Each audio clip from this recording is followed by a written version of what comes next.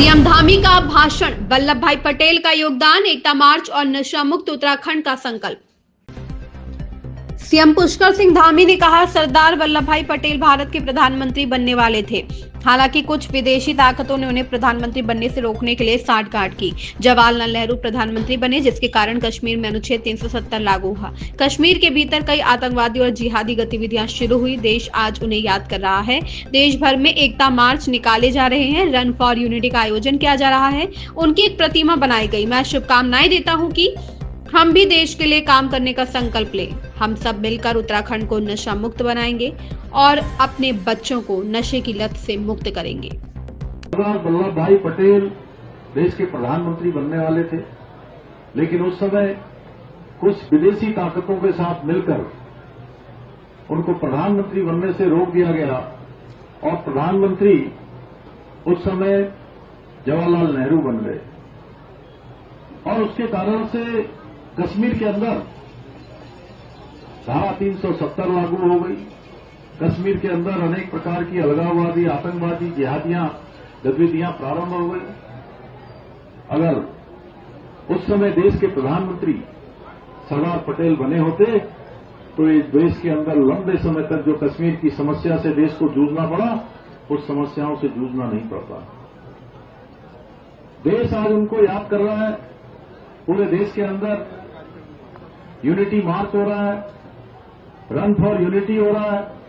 2014 के बाद प्रधानमंत्री श्री नरेंद्र मोदी जी जब देश के प्रधानमंत्री बने तो उनके किए हुए कार्यों के लिए, देश के लिए जो उनका समर्पण था, देश के लिए जो उनका योगदान था, देश के लिए जो उनका तपस्या थी, उसको स्मरण में लाने के लिए देश के अंदर अनेक कार्यक्रम किए गए। स्टैच्यू ऑफ पूरे देश की जो इतनी बड़ी स्टैच्यू उनका बनाया गया।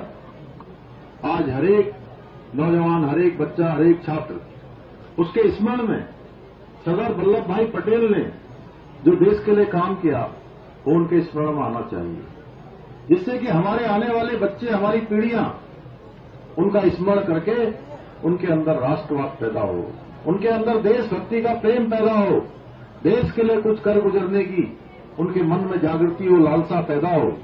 इसलिए देश के अंदर ऐसे कार्यक्रम किए जा रहे हैं।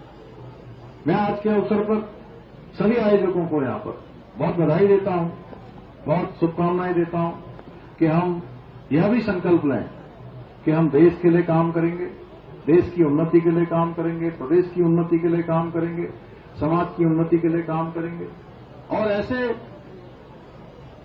अवसर पर हम सबको संकल्प लेना चाहिए कि जो समाज के अंदर बुराइयां हैं, आज नशे की जो लत है, आज जो ड्रग्स फ्री उत्तराखंड का हमारा संकल्प है, उस संकल्प को पूरा करने के लिए हर एक भाई बहन, हर एक नागरिक, हर एक हमारे शिक्षक बंधु, समाज के हमारे जागृत लोग, हमारे जनप्रतिनिधिगण, हमारे पदाधिकारीगण, हमारे अधिकारीगण, हमारे जिलाधिकारी भी हैं, यहाँ पर पुलिस के अधीक्षक भी हैं, ये सब भी मिलकर हम ड्रग्स फ्री उत्तराखंड बनाएंगे।